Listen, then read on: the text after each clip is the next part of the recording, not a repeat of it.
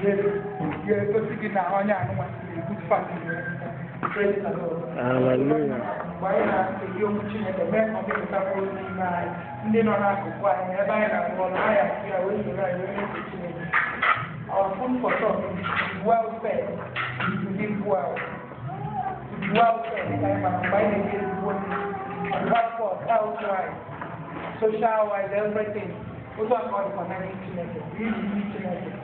Live long and at the end, make heaven at last. Not have to hear it. That's what I'm not doing. I number one, and I hear you. Oh my God, I am not following much in the business in the line. Now, I'm going to go in the work that you can make it as a people. Not the other. That's why. Praise the Lord. Hallelujah. Our memory verse is John 6:27. Everybody is silent. John chapter 6, verse 27.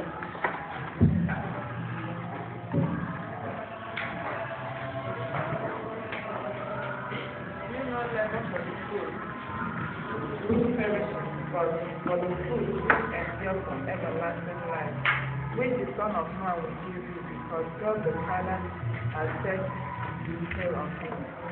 Praise God. I have to be here forever. I have to work about this to see the mechanic go.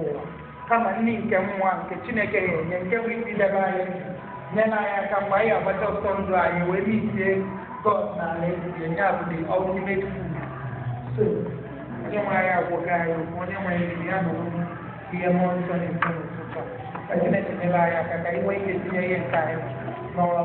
Oh, when we get to the case of Corona, and I'm going to go around. Amen. And I'm going to guys about the right today. I can never know anything on the right. You go get a good one. Only why you go to the other. You know, I may be a name more. Everything is going on when I go. I know it's here on the way. I have the money. Baba nípa ìlú ká ọmọ tuntun àgbára rẹ̀ ìlú ààrẹ gbogbo ojúmọ̀ ìfúnmọ̀ ìfúnmọ̀ ẹ̀yà rẹ̀ ìjọba rẹ̀ bàbá jẹ́ra ẹ̀yà ìgbàgbọ́ gbogbo àti ìpòtàkùrù náà tó wà ní. Àti náà ọgbà ẹ̀ náà àwùjọ ẹ̀ ní èsì náà ìdí náà tẹ̀lé ní ìṣẹ́ wọn lè fi òkú. Kàrí ní olùkọ́ ní ìṣẹ́ ìṣẹ́ ààrẹ ìṣẹ́ ààrẹ ìṣẹ́